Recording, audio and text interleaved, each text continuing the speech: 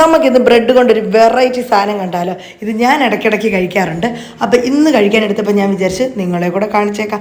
അറിയാത്തവരുണ്ടെങ്കിൽ ഒന്ന് കഴിച്ചേക്കെന്ന് കരുതി. അപ്പം ഞാൻ മേടിച്ച് വെച്ചേക്കുന്ന ബ്രെഡ് ബാലൻസ് ഇരിപ്പുണ്ടായിരുന്നു. 4 എണ്ണം ഏതായാലും എടുത്ത്, ആദ്യം 4 എണ്ണം മതിയല്ലോ, പിന്നെ വേണമെങ്കിൽ നമുക്ക് അടുത്തത് ഉണ്ടാക്കാം.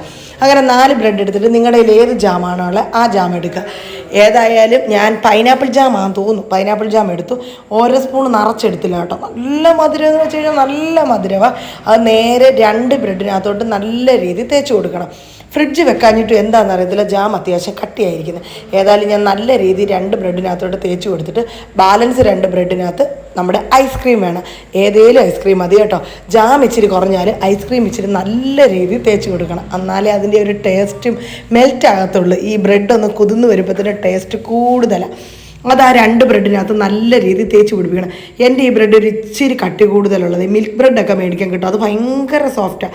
അതായിരിക്കും ഒന്നുകൂടെ ബെറ്റർ. ഞാൻ കഴിഞ്ഞ ദിവസം കടയിൽ പോയപ്പോൾ അതില്ലായിരുന്നു, അപ്പോൾ ഇത് മേടിച്ചുകൊണ്ട് വന്നു. ഞാൻ കഴിച്ചതിൻ്റെ ബാലൻസ് ഇരുന്നത് എടുത്തതാണേ.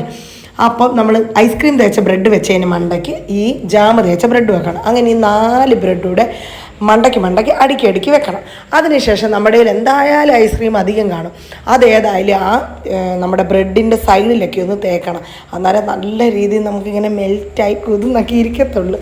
അങ്ങനെ ഫുള്ള് തേച്ച് കഴിഞ്ഞിട്ട് ഈ 4 ബ്രെഡോട് ഒന്നിച്ച് വേണം കേട്ടോ മുറിച്ചെടുക്കാം. പകുതി കഴിയല്. കാരണം ജാമും ഐസ്ക്രീം ആ രീതി വേണം കഴിക്കാൻ. സൂപ്പർ ടേസ്റ്റാണ്. ജാം ഒരുപാടായാൽ നമുക്കങ്ങ് ചെടിക്കും കേട്ടോ. ഈ ഐസ്ക്രീം കൂടെ ആകുമ്പോൾ തന്നെ എന്നാ പൊളിയാണെന്നറിയോ. ഈ രീതി കഴിക്കാത്തവർ എന്തായാലും കഴിക്കണം. ബ്രെഡ് വെച്ച് നമ്മൾ പല ഡിഷസ് ഇപ്പോൾ ഉണ്ടാക്കുന്നുണ്ട്. അപ്പോൾ ഈ രീതി ഉണ്ടാക്കാത്തവരൊന്നും ഉണ്ടാക്കി നോക്കും, സൂപ്പറാണ്. അപ്പോൾ ഓക്കെ, ടാറ്റാ, ബൈ.